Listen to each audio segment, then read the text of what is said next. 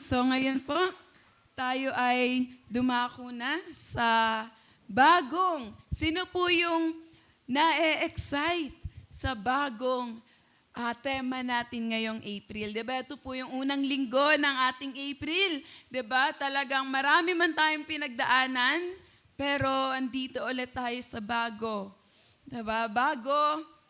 Bagong linggo ng April. So, meron po tayong bagong tema na inilahad sa atin ng Diyos. So ito po yung pag-uusapan natin sa isang buong linggo ng April at ang tema po na ibinigay sa atin ng Diyos ay What God Revives, He restores and completes. Yan. So, yan po yung pagbubulay-bulayan natin sa buong isang buwan. At ang sabi po sa Philippians 1 verse 6, being confident of this, that He who began a good work in you will carry it unto completion until the day of Christ Jesus. So, yan po yung tema at yung verse natin. At ito po ay napakaganda. Kasi parang relate din po siya sa pinapagawa natin ngayon na church. Grabe kasi kung alam niyo lang po talagang niluluhod lang po talaga yung pagpapatayo niyan. Alam ni Kuya Mark yun. Si Kuya Mark. Diba? Luhod at panalangin po talaga yung pagpapagawa na yan kasi talagang by grace lang ni Lord para talaga yan ay matapos. So related din po yan sa ating story, sa ating theme ngayong April. Pero ngayon po, ang sabi diyan, revives. So, alam niyo po ba yung salitang revive? Sino po yung familiar sa salitang revive? Yan. May mga teacher po ba dito? Or nagbakasyon na din ang utak? Nagbakasyon na din. Day off muna ng utak ko. Hindi ako muna mag-isip. Ikaw na bahala dyan, teacher Mean. Diba? So, ang salita pong revive, kung nakakita na kayo ng taong nag-50-50, yan. So, eto, nakita ko po yung pinakamasakit na salitang revive. Hindi ko lang po siya narinig, naranasan ko po talaga siya kasi yung kay mama nga, 2015, nakita ko po talaga kung paano siya nire-revive. Diba? So, yung word na yan is hindi siya, pag sa una mong hindi siya ganun kabigat, pero kung makikita mo yung totoong ibig sabihin niyan, masakit po siya. Kasi, kumbaga, sa 50-50 or malapit na siya, parang eto na yung point na malapit nang mawala. Eto na yung mahirap na sitwasyon. Tapos, eto na yung parang sa is mamatay, ganon. Yun yung time na nire-revive siya. Ganon siya kahirap. So, kabigat yung salita na yan. Pero ngayon, iaano natin kung paano ginagawa ni Lord yung pagre-revive. So sabi dito, na-flash na ni Kuya, ang title natin ngayon ay From Desert to Bloom, The Revival of Mary Magdalene. So yan po yung pag-uusapan natin ngayon. Ang sabi po dyan, nakita niyo po ba yung sa picture? Ano po yung nakikita niyo sa unang picture? Tagtuyot. Very good. Diba pag tagtuyot, sabi nga yan, nagkakrak yung lupa kasi walang enough na rain. Diba? Tapos sa tagtuyot, nakikita nyo, syempre pag tagtuyot siya, wala ding halaman. Diba? Sobrang, hindi talaga maganda. Diba? Kung nakakakita kayo diba minsan dito sa Pilipinas, sobrang init. Diba? Minsan, ang hirap ng tubig, ganon. Tapos, hindi talaga siya umuulan. Nakikita na nila yung sea level, yung level sa dam, bumababa na. So, pag nawala ng tubig, alam nyo ba kung gaano kahirap mabuhay? Diba? Imagine niyo na lang, gaano kayo gumamit ng tubig sa isang araw? Diba? Ang daming ginagawa ng water sa life natin. Pero, yan, ganun siya kahirap pag desyerto, walang tubig, ganyan, namamatay yung lupa. Namamatay yung lupa, tagutom, taghirap.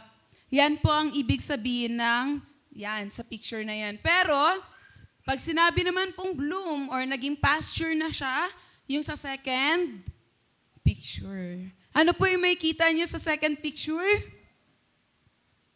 Ano pa din po ba siya? Brown pa din po ba yung kulay niya? Anong kulay niya na? Purple? May colorblind pa tayo dito. Anong kulay niya na? It's pure of green. Ganyan. So, yan po yung pag-uusapan natin ngayon. Sige po, next slide. So, desert.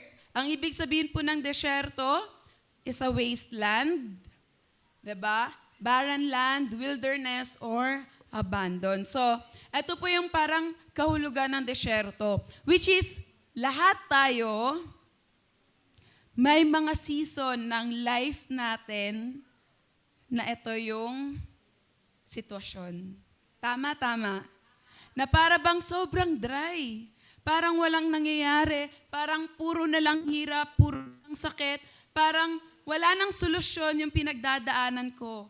'Di ba? Parang yung sabi nga, iba't ibang mukha ng problema. 'Di ba? Parang nasa iyo na ang lahat. Bills, 'di ba? Problema sa pamilya, problema sa financial, stress ka na, pagod ka na, natuto yung lupa ka na. Yan po yung ibig sabihin ng desyerto, nawawalan ka na ng pag-asa. At hindi lang ikaw, kundi pati yung mga taong nasa paligid mo. Ganyan po yung ibig sabihin ng desyerto. Kasi sa desyerto, walang nabubuhay. 'Di ba? May kita nyo, walang kahit anong, hindi ko alam kung may langgam dyan or may ibon pang lumilipad dyan. No? Kasi parang tuyong-tuyo, wala talagang pag-asa. So, sige po, next. Sabi, eto na. So, dadako na tayo sa story ni Maria Magdalena. So, ang akala ng iba po, si Mary Magdalene is siya yung babae na nagbuhos ng perfume kay God. Pero, ang totoong story talaga ni Mary Magdalene, kung mababasa natin sa Luke 8:12, siya po ay isang babae. Sa panahon kasi nila noon, simple lang yung mga pangalan. Hindi katulad ng pangalan natin ngayon, di ba? Sobrang komplikado at lahat-lahat. Pero sa kanila, pag sinabi mong Joseph, napakadaming Joseph. Pag sinabi mong Maria, doon pa nga lang sa crucifixion ni Jesus, 3 Maria yun eh. Di ba? 3 Maria yung parang halos magkakapareho lang yung pangalan. Pero nagkakaiba lang sila, depende sa kung sino. Kunyari, si Maria, ay si Mary Magdalene yan kasi siya ay taga Magdala. So yung lugar na inaan niya is Magdala yung pangalan. Si Mary naman na nanay ni Jesus, siya kasi yung nagsilang kay Jesus. So doon lang sila nadidistinguish. Si isang Mary pa yung si Mary na nanay ni Cleophas. So, 3 sila. Doon pa lang sa crucifixion, 3 Maria na yon. So, minsan, doon nila na pagmimix yung mga pangalan. Pero ang totoong Maria Magdalene, siya po ay nasa Luke 8:2. At ang sabi doon, Mary, called Magdalene, from whom, ilan? 7 demons had come out. Grabe. Alam nyo ba na, di ba nga dito pa lang sa Pilipinas, parang pag may mga sinasapian daw, ganon, minsan, ilang spirits pa lang is malala na. Pero ito, sabi nga, the Bible clearly states that she had 7 demons. At ang ibig sabihin ng 7, alam natin ay completion. Ibig sabihin, yung kung ang 7 sa atin na mga anak ng Diyos is completion, sa Kanya, sa state niya, completion din. Pero worst side nga lang. Ibig sabihin nun, yung buong buhay niya ay kinomplete ng demonyo. Walang escape, walang kawala, bounded siya ng mga spirito. Alam mo yung, sabi nga dito na minsan, hindi lang sila nag-i-struggle, kundi alipin talaga sila ng spirito or ng kasalanan. Hindi lang kasi nag-i-struggle, parang nahihirapan ka lang pero yung iba, talagang wala silang choice. Yun na yung nakakulong na sila doon. So, ganun po yung story ni Mary Magdalene. So, sabi, in Scripture, the number 7 often represents completeness, suggesting her oppression, yung ng pagkakaposes niya, sinasapian siya ng masamang spirito, ay malala. Malala at wala nang, so wala na siyang escape, wala na siyang kawala doon. So sabi dito, this paints a picture of a life out of control. Wala siyang control na sa buhay niya kasi 7 evil spirits yung nasa kanya. A mind tormented and the heart enslaved. Diba? So yung isip niya, gulong-gulo, wala. Parang alam mo yung estudyante na bagsak talaga. Ganon, wala siyang pag-asa. So yan yung life ni Mary Magdalene. So she was spiritually oppressed. Diba? Next, pangalawa, she likely lived in isolation and shame. So, pasukan ka ba naman ng 7 evil spirits? Diba? Ewan ko na lang kung ano yung klaseng buhay ang meron ka. Imagine nila lang natin, diba? Of course, nilalayuan ka. Diba? Wala siyang utang sa mga tao, pero nilalayuan siya. Kasi, siya po ay pwedeng manakit. Diba? Kasi nga wala na siyang control sa sarili niya, sa ginagawa niya, wala siyang control. Kaya nilalayuan siya. So, she experienced, sabi nga, while the Bible does not give entire talaga, hindi pinakita, hindi na ilahad sa Bible kung ano yung life niya talaga, pero sa kanila kasi, pagka ikaw ay sinasapian, ito yung buhay mo. 'Di ba? Living in isolation kasi literal, walang lalapit sa'yo. 'Di ba? Pangalawa, meron kang physical and emotional suffering. Kasi minsan yung mga nasasapian, bumabalik din sila sa katinoan nila.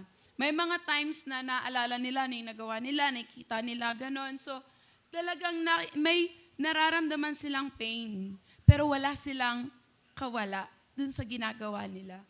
Kasi hindi na nila hawak Parang may bondage na, may mga tali na yung kamay at paa nila. So, Mary Magdalene deserted.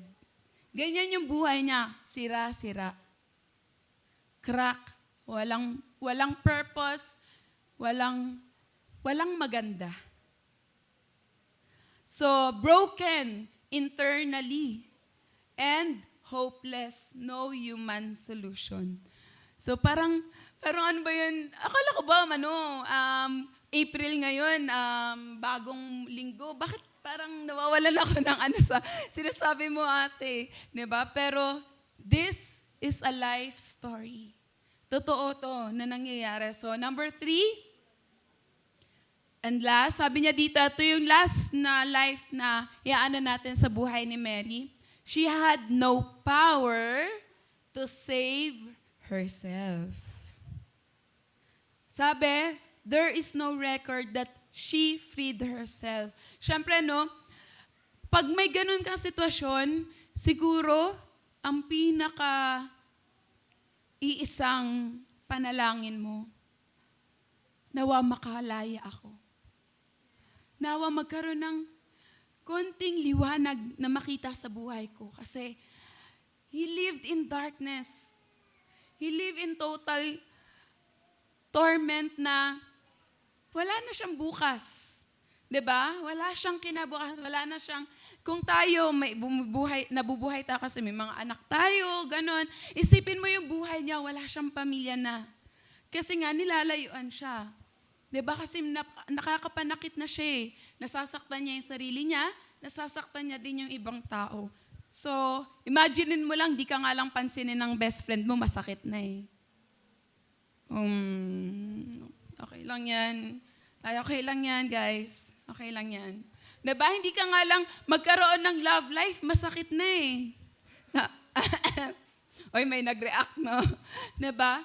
Pero imaginein mo yung buhay na ikaw lang mag-isa at nagdurusa. 'Di ba? And hindi lang po ito ilang araw o linggo, kundi taon po na siya ay alipin ng evil spirits.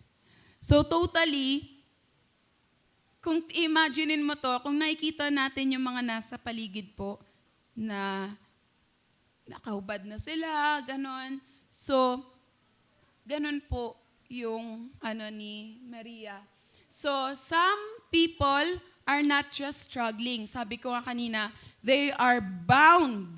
Nakakulong na sila.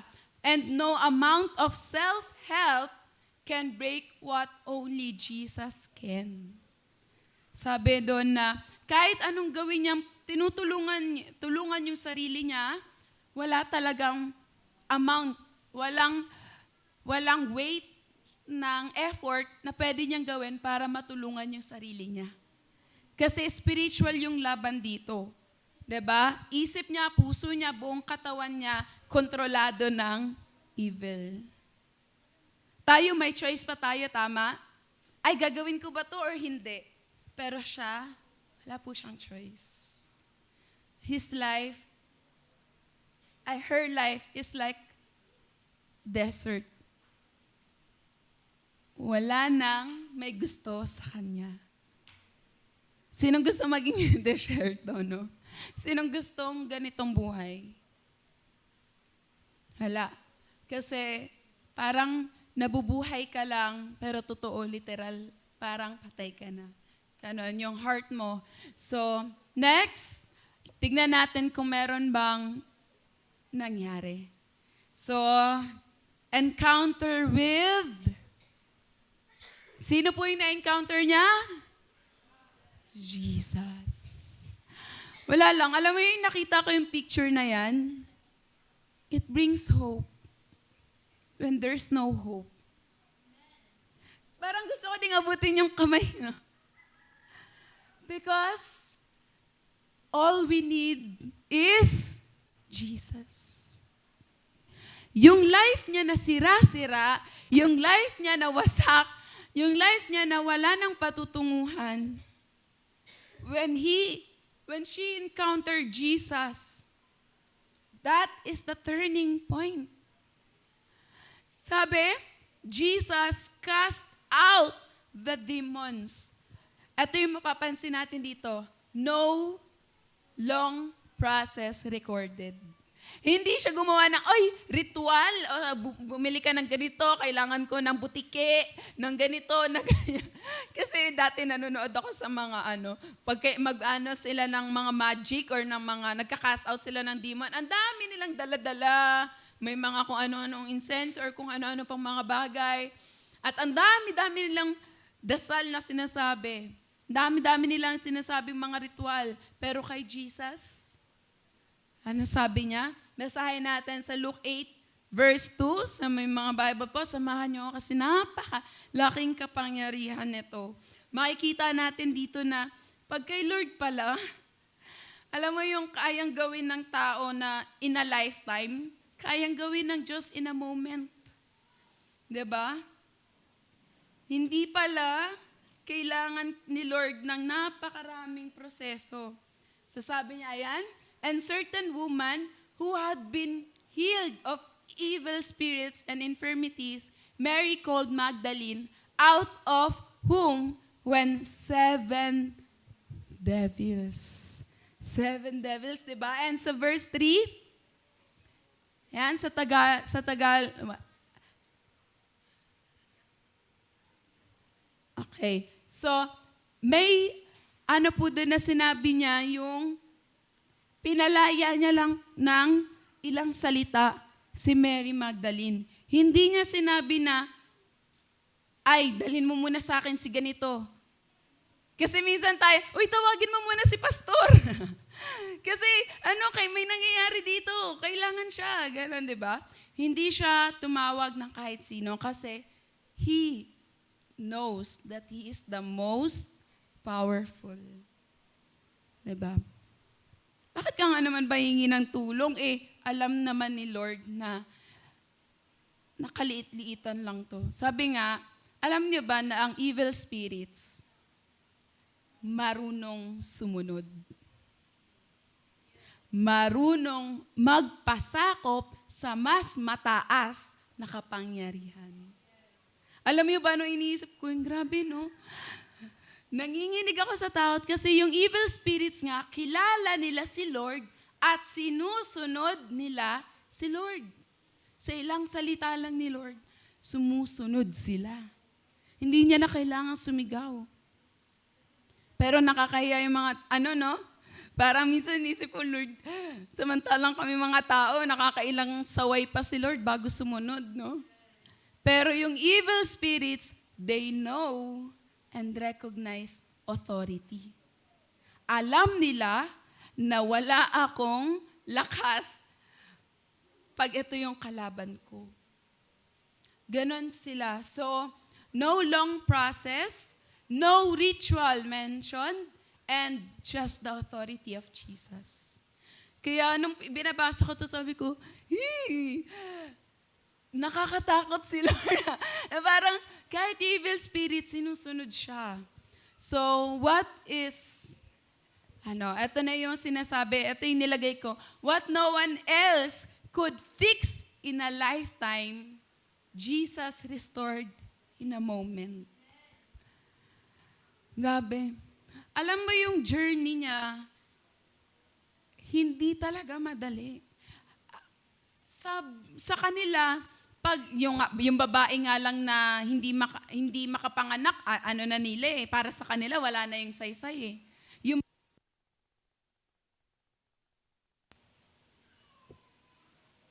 Hello. Yan. Yung babae nga lang na prostitute, nilalayuan na, gusto pang batuhin hanggang mamatay . Ito pa kayang may evil spirits? 'Di ba? Grabe sila mag-torture noon. And her life is a life of torture. Spiritual, emotional, 'di ba? Hirap, sakit, pagod, gutom. Walang tumatanggap sa kanya. But Jesus, na-encounter niya si Jesus ang pinakahari na walang pinipili. Kahit yung pinakamakasalanan, kahit na yung pinaka-lost, kahit na yung may pinakapangit na buhay, nilapitan niya at pinagaling. Pinalaya at minahal. Kaya kahapon nung nagme-meditate ako, actually, nag-worship lang ako, 2 hours yung deep worship. Tapos ginawa ko tong page na ito. Sabi ko, Lord, grabe yung kaya mong gawin. Kasi yung buhay ng tao na hindi na kayang mabago, ginawan mo na bagong simula. Diba? So, Jesus restored this girl in a moment. This woman in a moment. So, next, ano na yung nangyari after siyang makilala niya si Jesus? Kanina nakita niyo yung deserted life, tapos yung sa baba, yung life na kitang-kita. Yung life na kitang-kita kasi kitang-kita yung pagbabago. So from this deserted life to a life that blooms. Sabi, bloom means flourishing, restore, fruitful, and purpose life. So, kanina, di ba, walang kakulay-kulay, walang saysay. Parang kung ikaw yung makakakita nun, ikaw mismo, wala ka ng pag-asa. Kahit hindi ikaw yung babae na sinasapian, kung ikaw lang nakita mo yung babaeng yun, ikaw wala ka ng pag-asa para sa kanya. Tama? Pero si Jesus, lumapit sa kanya at binago siya. So next, sabi niya, dito sa first, after Jesus, a life that blooms. Ang ganda na. Nakita ko din tong picture na to. Sabi ko, kasi nung nagpunta din ako sa Hong Kong, meron din dong tulips. Yan, sample na tong tulips na yan. Sabi ni ate, nakalimutan ko yung exact na number, pero grabe daw pala talaga yung kulay ng tulips. And ang mahal daw pala talaga ng tulips. Tapos nakita ko, basta parang sa tulips kasi iba't ibang color talaga siya. Yung nakita ko doon, kaya naalala ko yung picture na yan. So ganun pala yung nagiging buhay natin pag na kay Jesus na tayo. Sabi, she became a follower of Jesus. So Mary Magdalene is listed among the women who traveled with Jesus. Actually, si Maria Magdalena na dating sinasapian ay naging disipulo pa ng Diyos. Hindi siya about dun sa 12 disciples, pero sinasabi kasing disipulo pag naging tagasunod ka ng Diyos. So, biruin mo yung dating sira-sira, dating nakahubad, sabihin natin dating sabog ang itsura, kala mo nakahay, di ba? Pero, yung itsura niya na nung binago siya ng Diyos is a life transformed. Imagine natin yung mga taong iniisip nating wala ng pag-asa. Diba? Hindi na yung magbabago. Yung bibig niyan, puto kutsinta lagi naririnig ko dyan eh. Diba? Yung bibig niyan na puro inom, puro ganito, ganyan. Minsan, ang kailangan lang nila is a date with God. A moment with the Savior. Diba? Tandaan natin, eto, naalala ko yung kwento ni Barabas. Kasi diba napapanood natin. Pero meron kasi, napanood ko yung story nung taong gumanap na Barabas. Diba yung sa story, sa Passion of the Christ? Sabi doon, yung tao mismo na gumanap bilang Barabas, nung mismong nasa scene na sila, minsan mong ginagawa nila yung eksena na yon, yung last, tumatawa pa siya. Hindi ko na-save yung video. Tumatawa pa siya noon, pero nung last na tingin niya kay Jesus, hindi mukha ng actor yung nakita niya, kundi mismong parang nakita niya yung mukha ni Jesus. And from that moment, nagbago din mismo yung buhay niya. So may mga times talaga na hindi mo kailangan na mahabang pakikinig ng preaching. Pero kung hindi yon yung puso mo, hindi handang tumanggap sa Panginoon, 'di ba? Kung yung puso mo is ayaw bato or talagang tinitigasan mo, yung moment na yun pwede mong mamiss eh. Pero on that moment, isang tingin niya lang, isang sulyap niya lang kay Jesus, nagbago ang buhay niya. And the same thing na nangyari kay Maria. Nung tinalikuran na siya ng mundo, merong isang Panginoon na nakakita at nakaalala sa kanya.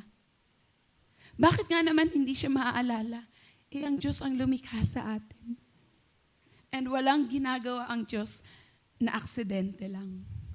Diba? So, yan, traveled with Jesus, supported His ministry. Alam niyo ba na, sabi nga na, sa sarili niya ding pocket, sa sarili niyang bulsa, nagsusupport din siya sa ministry. So, from possessed, isang babaeng sinasapian, to a woman na may bago ng bukas. Alam niyo ba ako kasi na-experience ko yung ganyan. Nung time na nawala din si mama, nawalan ako ng kabuluhan. Alam niyo ba na ang taong wala nang nilook forward, yung wala na siyang tinitignan, wala na siyang bukas na inaasahan, para na talaga siyang living dead.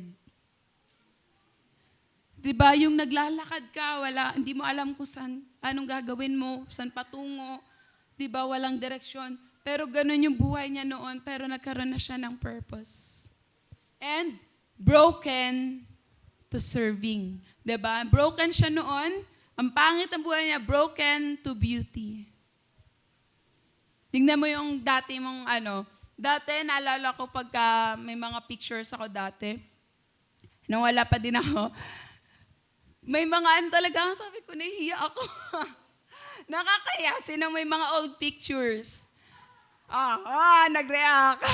Diba? Yung may mga old pictures ka na, ganito pa yung mga pormahan mo, ganito yung suutan mo, diba? Ganito ka magsalita. Alam nyo ba, naranasan ko ba din yung season na jejemon ako? Yung, hi, Joshua. Diba, yung simple lang naman yung sasabihin mo, pero kailangan iba-iba yung spelling, yung E nagiging 3, 'di ba? Yung A nagiging 4. Hello pose, gano'n. Hello pose, gano'n. Tapos may group message pa. Sabi ko, alam mo no, inaalala ko, sabi ko, Lord, buti na lang talaga naligtas mo ko. Kung hindi ko na lang alam talaga yung buhay ko. 'Di ba? Sira at wasak. Hindi mo alam na naghahabol ka sa mga maling bagay at mga maling tao. Nasaktan sila. Diba? Ganon ang buhay pag wala ka pa kay Christ. Diba? Ang lala. Sino yung nagsabi ang lala mo? Diba? Ang lala talaga ng buhay pag wala ka pa kay Christ. Punong-puno ka ng pride. 'Di ba? Kahit konting kasalanan, pinapalaki mo. 'Di ba? Hindi ka marunong magpatawad, hindi ka marunong umunawa. Laging ikaw ang tama. Tama? 'Di ba? Tama. 'Di ba? Ang gulo, walang pag-asa, walang pagbabago. At yung mga ganong bagay, minsan hindi natin yun kayang solusyonan. Sarili nating paraan. 'Di ba? So, next, she became a follower of Jesus. Next po, she was faithful even at the, pakisabi nga, cross. Alam nyo ba na sa season na to, yung mga disciple mismo ni Jesus ay wala sa tabi niya. Si Peter, na leader ng mga disipulo, ilang beses siyang sinabi na hindi siya kilala. 3. But observe this woman. Na parang ako din, no? Observe this woman at the feet of Jesus, at the feet of Calvary. Imaginein mo ako kasi grabe talaga ako humanga eh. Alam mo yung paghanga ko, pag humanga talaga ako, maririnig ng kabilang court yung sigaw ko. Ganun ako pag humahanga. Totoo po yung walang halong biro. Kasi dati sa mga MVP, grabe ako sumigaw eh. Pero imaginein mo, gaano niya hinahangaan ng sobra ang Panginoon. At napakahirap sa kanyang makita na yung hinahangaan at minamahal mo, yung taong nagligtas sa'yo, nakapako sa krus at wala kang magawa. Napakahirap sa kanya nun. Siya din mismo parang binabasag. Pero still, nandoon siya. He stayed when everyone fled. Yung mga disipulo niya, dahil alam nila na pwede rin silang isunod kay Kristo, nagtakbuhan. Alam mo yung kaibigan mo na na nahuli ka sa krimen, tapos yung mga kaibigan mo tumakbo kasi ayaw din nilang madamay. Ganyan ang nangyari. Yung mga taong inaasahan ni Jesus, yung mga tinuruan niya, pinakain niya, minahal niya, yun yung mga taong exact na takbo. Pero si Maria, a devoted woman. Sabi nga ang mga babae ay devoted. Tama? Pag nagmahal daw yan, Baka magalit sa akin yung mga lalaki. Hindi, yung mga lalaki naman is born to be a leader. Kaya, go guys. Diba? So, and ang lalaki pag nag-sacrifice, katulad din ni Jesus. Diba? Buo at seryoso. Totoo. Diba? So, si Maria, she stood near at the cross when many disciples fled. Tandaan niyo yung salitang fled. Hindi lang sila nagtago or nagano, kundi kumaripas talaga ng takbo. Kasi ayaw nga nilang sumunod pa sa yapak ni Kristo. At this time, kasi hindi pa bumababa sa kanila yung Holy Spirit. So, sabi, this shows loyalty, courage, and deep love for Jesus. The one who was once bound is now the one who stays. So, siya yung nanatili. Ganda, no? Next. She witnessed the burial of Jesus. So yung pagkamatay ni Kristo, nandoon siya. Diba? Kahit gaano kasakit, nagpakita siya. Minsan, ganun lang yung kailangan natin. Alam niyo ba nung sinisik ko to kanina, minsan yun lang yung kailangan natin. Lahat tayo nasasaktan. Lahat tayo napapagod at nahihirapan. Pero may mga moments na kailangan mo pa rin magpakita na lang. Kahit na masakit, kahit na mahirap. Yun yung, you have to show up. Akala niyo ba kami ng mga leaders, hindi rin kami nakakaranas? Pero ang rules namin, we need to show up. Kailangan pa rin naming magpakita. Kailangan pa rin naming nandun. Kasi when you are in there, you will still experience His grace. So, ayan, pang-apat, He was the first. Pakiulit nga, first witness of the resurrection. Ito yung maganda. Sa lahat, tandaan natin, hindi si Jesus nagpakita sa mga disciples agad, sa mga hari, sa mga Pariseo. Kasi kung ako si Jesus, siguro, ako yung pinatay nyo, magpapakita ako sa inyo. Para mapakita ko sa inyo na akong pinatay nyo ay muling nabuhay. Tawa ni Ate Thea, no? Pero hindi. Hindi siya sa mga Pariseo or hindi siya kay Pilato unang nagpakita. Kanino? Sa faithful. Sa faithful siya unang magpapakita. Sa taong tapat kahit na nasasaktan. Grabe, nung binabasa ko yung story niya, pinag-aaralan ko yung buhay niya, sabi ko, ganun lang pala, Lord, yung kailangan mo. Yung taong tapat lang at umaasa at nagtitiwala sa'yo. Pumunta siya sa tomb ni Jesus at nakita niya na nakabukas na. Imagine mo, hindi yung disciples yung pumunta, hindi nanay ni Mary ang pumunta, nanay ni Jesus ang pumunta. Si Mary na dating alipin ang siyang unang nakakita na wala na si Jesus dun sa kanyang tomb. So sabi, she was at that tomb weeping. So Jesus appeared to her first. 'Di ba? Jesus called her by name, Mary. Ang ganda. Alam mo, ito yung, sabi ko, mas magandang pangalan na banggitin ni Lord. Yung mabanggit niya yung pangalan natin, napakaganda. From demon-possessed to first messenger of the resurrection, the woman who once heard the voices of demons now hears the voice of a risen Savior. Grabe, no? Nakakamangha. Yung dati, ang naririnig niya lang ingay ng demonyo. Yung ingay na hindi ka. Walang nagmamahal sa'yo. Hindi ka mahalaga. Wala kang kwenta, patapon ka na. Diba? Yung dating boses na naririnig niya na mag-isa ka na lang. Ngayon, ang sunod niyang narinig ay boses ng ating Panginoon na muling nabuhay. Grabe, nung inaaral ko to, sabi ko, hindi ko maiwasang mamangha. Kasi si Lord, hindi niya pinipili yung magagaling. Yung mga sikat. Yung mga inaano na nakaupo sa posisyon. Yung mga, ang pinipili niya kung sino yung tapat. Diba? So, next po, grabe lang si Lord. Wala talaga siyang pinipili. Hindi siya nakatingin sa tao. So, from deserted to blooming. Tignan yung itsura niya. Diba? Yung buhay niya, sira, wasak.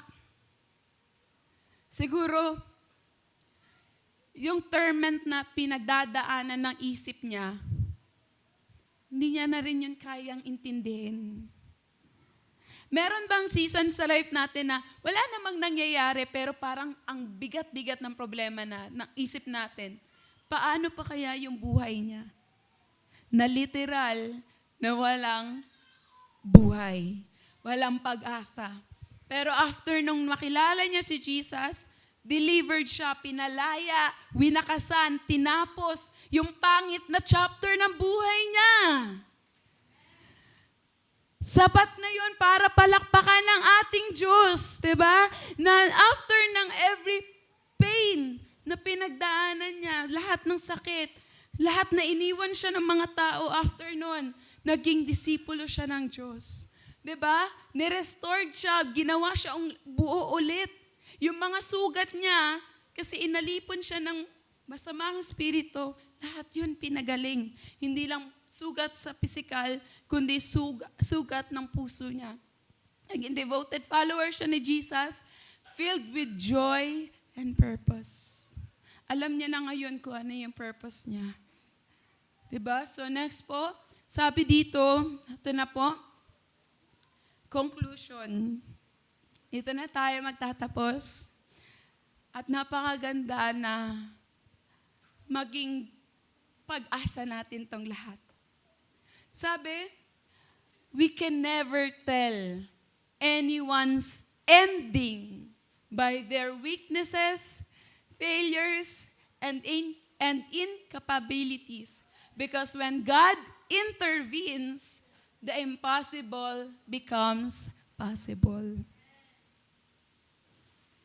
Diba? Minsan kasi doon tayo nakabase. Pag yung tao na yan, ganito yan, palautang yan hindi na talaga yan magbabayad. Diba? Every time na makikita mo siya, sumasama na yung paligid, wala pa siyang sinasabi. Diba? Pero, try to pray for that someone. I-extend mo yung kamay mo, katulad ng ginawa ng Diyos. Katulad ng ginawa ng Diyos na inabot niya yung kamay niya sa babaeng wala ng pag-asa. May mga times sa life natin na dadaan tayo sa pagsubok na na parang yung pagsubok na yun ayaw na nating, hindi na natin gustong i-wait, buhatin, kasi ayaw na talaga natin. Pero, si God, diba, siya yung susi sa lahat ng imposible. So, Jesus did what we cannot do to ourselves. Sabi nga, yung lagay niya, yung sitwasyon niya, hindi kayang matulungan ng tao. Pero, ginawa at tinulungan ng Diyos. So, wala pang ending yung buhay natin hanggat hindi pa natin, diba? Hanggat yung buhay natin nasira, pwedeng maging pagpapala sa iba. Kasi nung shinare niya na buhay si Jesus. Diba?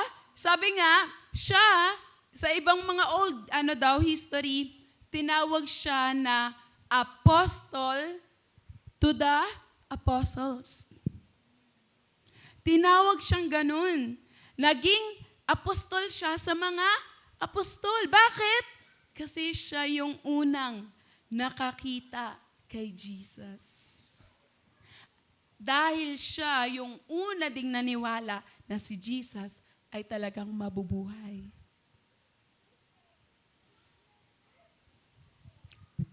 Minsan, kahit na yung faith natin, minsan kailangan mo pa rin ipaglaban eh. Kahit na minsan parang bibitaw ka na, bibigay ka na, kailangan mo pa rin maniwala dun sa katiting na sinisigaw, dun sa bulong ng Diyos sa puso mo, na may pag-asa pa, at may gagawin ako, at mamamangha ka. Diba? Yung bagay na inaakala mong tapos na, dun pa lang ako magsisimula. So, when we think it's done, tanungin nyo muna, na kay Nino ang pen? Na kay Lord pa? And you think na wala nang solusyon yung problema mo, diba? Na hindi mo alam anong mangyayari sa buhay mo, makakapag-aral ka pa ba?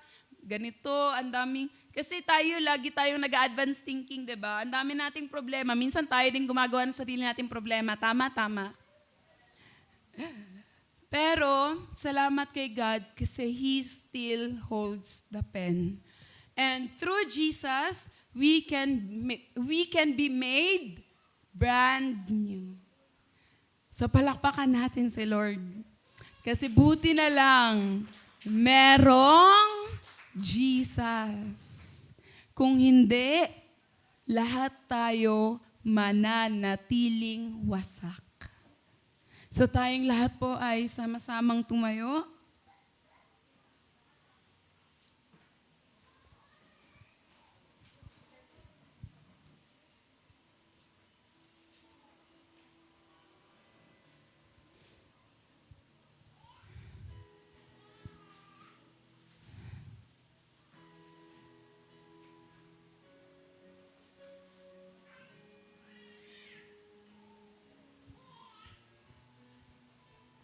At ngayon, isa isip at isa puso natin. Huwag nating i-compare yung buhay lang ng iba. Kundi sabi nga dun sa, lagi ko rin sinasabi, na ang greatest miracle ng Diyos ay yung buhay natin. Yung buhay na binabago ng Diyos.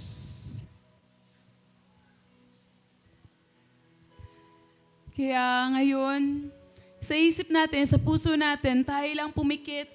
Wala na tayong ibang iisipin na ibang tao.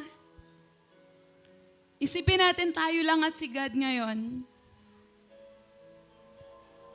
Kahapon habang nagme-meditate ako nito, iniisip ko lang, Lord, grabe yung nakaka-inlove ka talaga.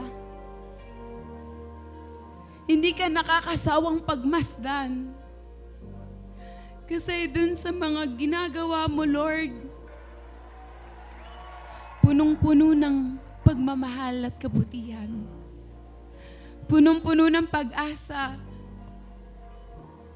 Na dun sa disyertong buhay, ginawa mong buhay na makulay. Ginawa mong may karoon ng bagong simula. Yung buhay na matagal nang iniwanan, inabandona, yung buhay na parang wala nang saysay. Yung buhay na sinukuan ng mundo.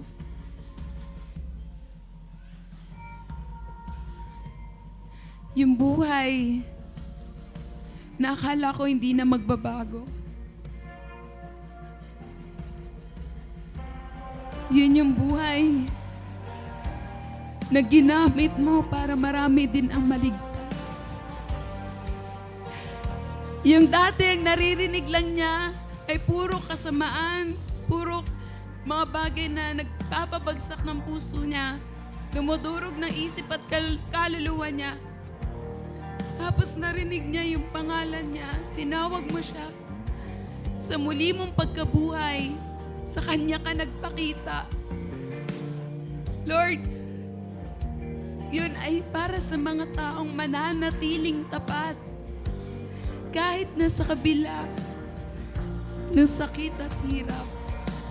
At pag nag-revive ka, Panginoon, yung desyertong buhay, yung pangit na buhay, yung buhay na walang pag-asa, wala ng patutunguhan. Kung yung marriage mo, kung yung marriage mo, nawawalan ka na ng pag-asa, may kaya pang gawin ang Diyos. May kaya pang gawin ng Diyos. He can restore what was broken. He can restore what the enemy has stolen.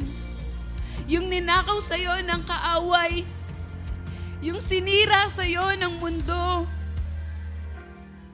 yung binasag ka na ng lahat, kaya kang buuin ng Diyos. Yung lahat ng takot mo, pag-aalinlangan mo, lahat ng pagtalikod mo, lahat ng nagawa mong kasalanan, pwede pa palang solusyonan ng Diyos. Yung nilakaran mong madilim, yung mga kamay mo, yung mga mata mo, puso mo na nagamit sa hindi tama, yung bibig mo, buong pagkatao mo na nagamit sa mali, pwede pa yung ilumin ng Diyos at gamitin sa mas makabuluhang bagay. Dati na-depress din ako dahil sa mga bagay, Lord. Pero nung nakilala ka namin, oh God, nagkaroon ng saysay ang buhay. Lumakad kami sa madilim, Lord. Naghanap kami ng pagmamahal sa ibang lugar, sa ibang tao. Maraming bagay, Lord, ang sumira ng tiwala namin. Sa pamilya man yan, sa kaibigan, sa love life, lahat. Kasi dito sa mundong to, marami talagang magpapabagsak sa amin. Pero buti na lang, God. Meron kaming nag-iisang pag-asa at yun ay ang ikaw. Kahit may dilim dito sa mundong ito, kahit may pagsubok, kahit may mga times, Lord, na iniiwan kami ng maraming tao, sa mismong pagkakataon na kailangan namin sila. Yung hindi ka naman humihingi ng tulong sa kanila for the longest time, isang beses ka lang humingi ng tulong, dalikuran ka pa. Marami mang pagsubok.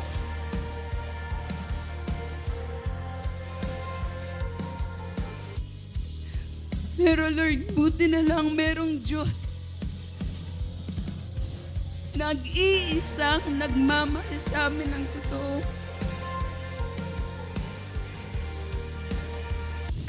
Lord, actually, God, iniisip ko kung wala ka talaga, wala talaga kaming buhay.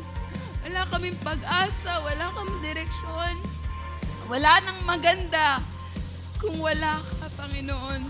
You are the only beauty in our life, Panginoon. Patapon lang yung buhay namin, basahan lang kami, O God. Kung wala ka,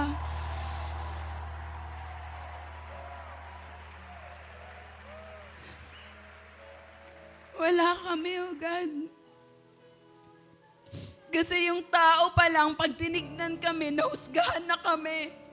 Buong buhay namin, nahusgahan na kami para sa isang pagkakamali. Pag kami tinignan ng tao, isang beses ka lang nagkamali, nakalimutan na yung lahat ng nagawa mong tama. Pero Lord, Ikaw, sa dami-dami ng alam at nakikita mong kasalanan namin, ang tinitignan mo pa rin ay yung puso namin. Si Maria, hindi mo siya tinignan sa kanyang sitwasyon. Hindi mo siya hinusgahan. Hindi mo siya nilayuan, hindi mo siya tinalikuran, kundi siya yung niyakap, hindi siya yung inabot, siya yung nakita, siya yung binago. Lord, Salamat kasi meron kaming Diyos na ganyan.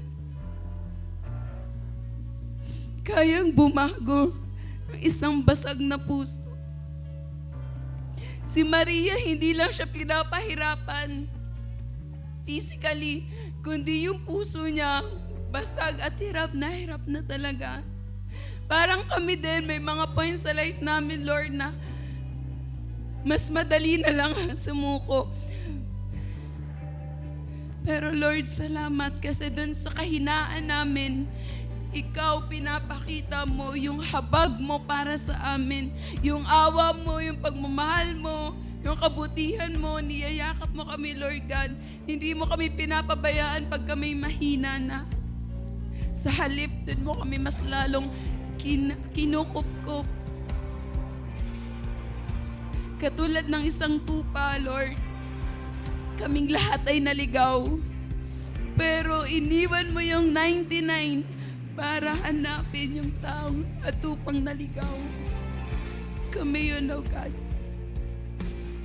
Yeah, Lord, deserve mo lahat-lahat, Panginoon.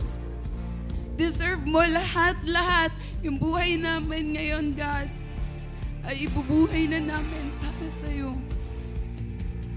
Kung may mga times man, Lord, na nag-a-approach muli sa amin yung dati naming buhay, dati naming pagkatao, ipaalala mo sa amin na kami binago mo na nakita at nakilala ka na namin, Lord, para hindi na kami lalakad muli sa kadiliman. God, may pag-asa pa.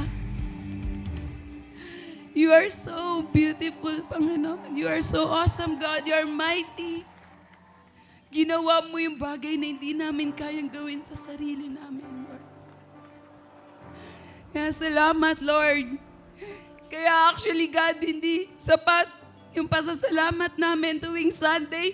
Hindi sapat yung pagluhod at pagluha namin tuwing Linggo. Hindi sapat, Lord. Kailangan araw-araw ka namin pasalamatan. Kasi araw-araw mo kaming minamahal. Kahit hindi kami kamahal-mahal, Lord. Salamat sa kabutihan mo. Salamat kasi kahit na may gawa yung kaaway sa buhay namin at minsan kami din yung nagpapapasok mo, Lord, pinapakawalan mo pa rin kami sa mga tanikala ng kaaway, oh God. Ngayon, Lord, inaalala namin na ikaw ay namatay para sa amin. Pero hindi natapos doon. Ang iyong kamatayan, ang senyales ng katagumpayan. Ang iyong kamatayan ang tumapos sa aming mga kasalanan. Ang iyong kamatayan ang nagpalaya sa amin ng tuluyan. Alipin kami ng kasalanan. Alipin kami ng karumihan.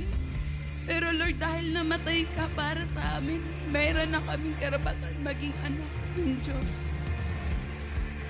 Kaya Lord, salamat Lord God, ikaw lang yung may kayang gumawa nun. Hindi yung kayang gawin ng tao.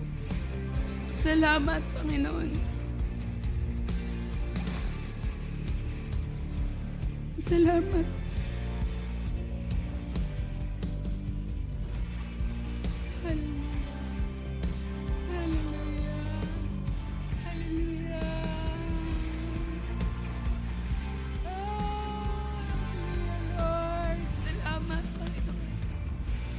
Salamat o Diyos, salamat o God, salamat Panginoon. Sabay-sabay nating pasalamatan ng Diyos.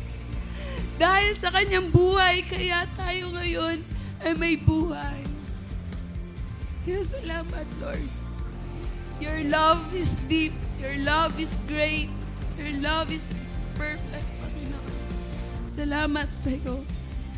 Sa iyo lahat ng aming papuri at pagsamba at wala na kaming iba pang kikilalanin, wala kami ibang pararangalan, wala kami ibang titingalain. Ikaw at ikaw pa rin, Lord God. At nawa, Lord, tulungan mo kami na kahit na nasa pain season kami, kahit na minsan naguguluhan kami, kahit na natatakot kami, marami kaming problema, Lord, we need to show up. Katulad ni Maria Magdalene, Lord, punong-puno siya ng sakit, Lord, kasi napakahirap makita yung taong mahal mong nasasaktan. Pero kahit na gano'n, Lord, She showed up.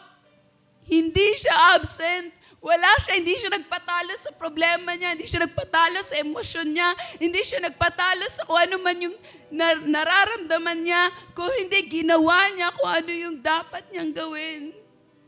Yun ang totoong pananampalataya.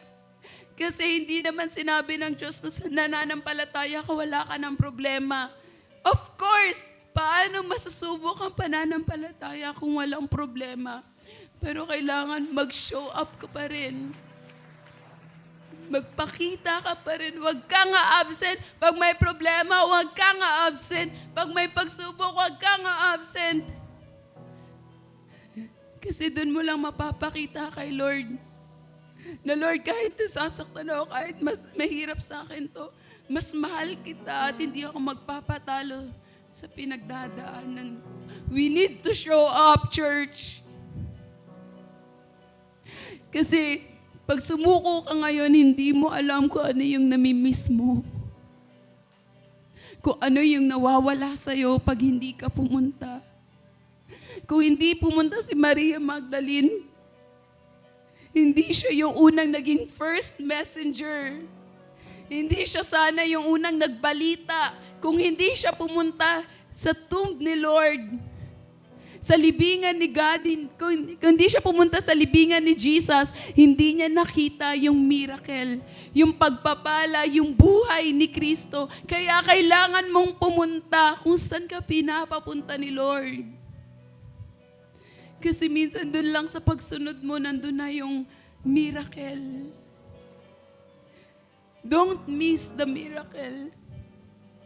Kung hindi siya pumunta, hindi naging kaganda-ganda yung buhay niya. Pero dahil pumunta siya, nakita niya yung risen Savior.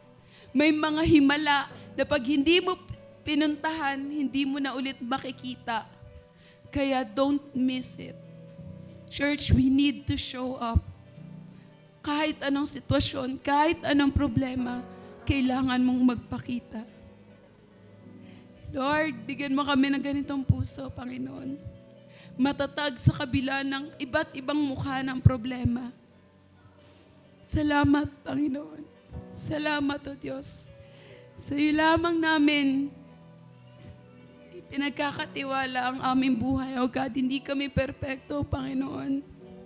Pero nawa, O God, tulungan mo kami maging katulad ni Maria Magdalena na kayang maging tapat hanggang wakas. Salamat, O Diyos. Sa iyo lamang, Ama, ang lahat. Sa pangalan ni Jesus. Amen.